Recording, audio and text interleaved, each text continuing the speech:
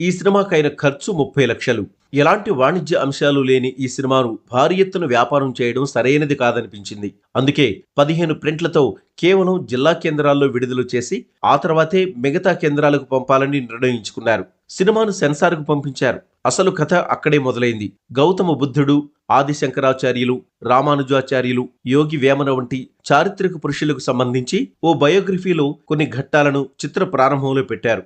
ఈ పాత్రల్ని కూడా ఎన్టీఆరే పోషించారు. వేమన ఘట్టంలో వేమనలో మార్పు వచ్చిన సందర్భాన్ని చిత్రీకరిస్తూ చరిత్రలో ఉన్నట్టే ఓ చోట ఆయన వదినను నగ్నంగా చూపిస్తారు. ఆ దృశ్యాన్ని ఎత్తేయమన్నారు సెన్సార్ వాళ్లు. భోగి వేమన యోగిగా మారడానికి ఈ సన్నివేశమే కీలకం.